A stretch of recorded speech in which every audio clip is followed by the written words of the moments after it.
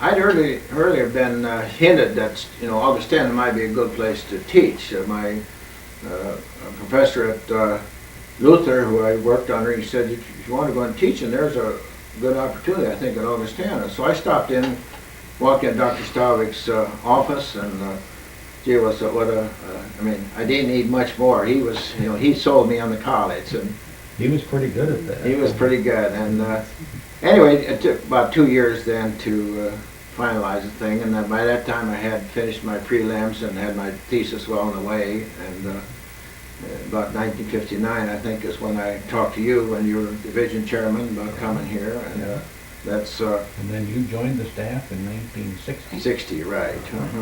I remember we were in that old 8-shaped building that was supposed to be a temporary building, and it's still there. Yeah, it was quite an experience to come in there. And now, when you joined us, then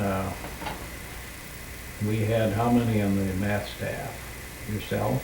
Well, math and physics were still together, but it was Dick Foreman and I were the two math people. So. And some part-time help maybe from some of the other. Yeah, I think Chet did some teaching, or Foss did some math teaching, or JD, one of those two did.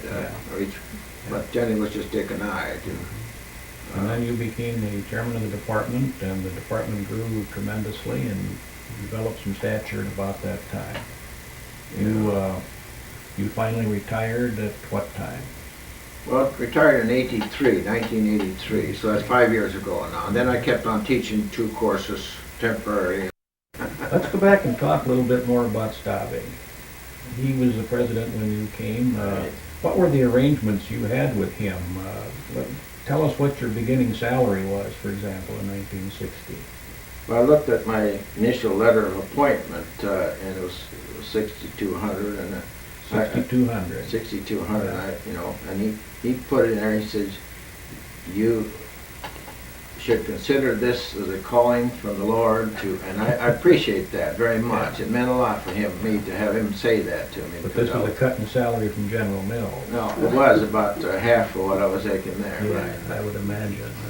It's I worked harder here than I probably did in General Mills, but it's been mainly the people, the students and people like you I've had the pleasure to be part of. I think this has made our life greater. I think to have this, I have a great respect for the faculty and staff at Augustana College and the students. I really have feel that's been my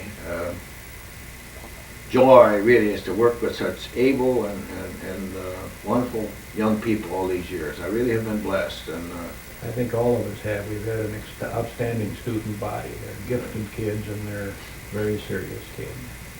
I think, as you said in one of your, and I have a folder on you, and one of the letters you said, the student faculty encounters, I think the word you use, and that's really where where really much of the joy of teaching comes in. When you can have these experiences with these very able students, and you never forget those.